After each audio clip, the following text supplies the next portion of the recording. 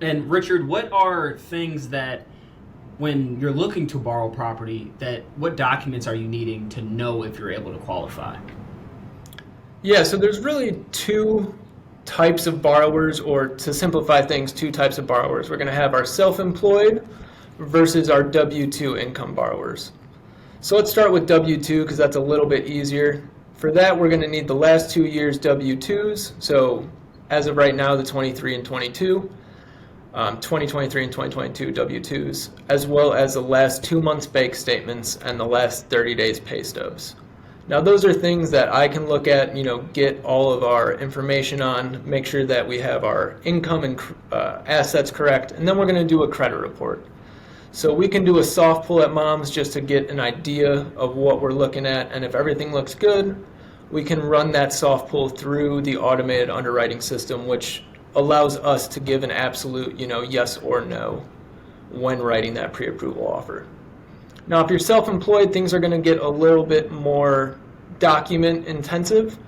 So we're going to need the last 2 years tax returns, as well as if you get 1099s or a K1.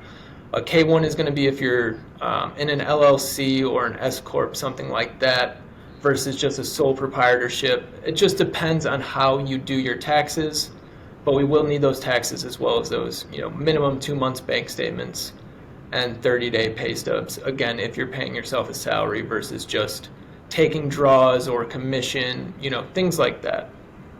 Sure, sure. And can you, so what is the benefit of a soft pull rather than, a normal credit check? Yeah, so a soft credit pull, what that does is it's only going to hit two of the three bureaus. Sometimes it'll hit all three, just depends on which credit system your loan officer is using. But what that does is it doesn't pull any trigger leads.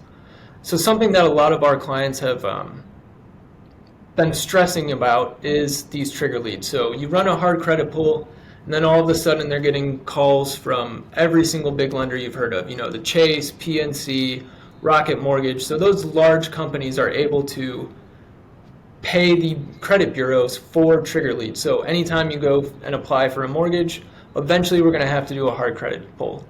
As soon as you do a hard credit pull, these large corporations, these large banks get a notification that, hey, this person's in the market, you should give them a call, see if you can essentially win the loan.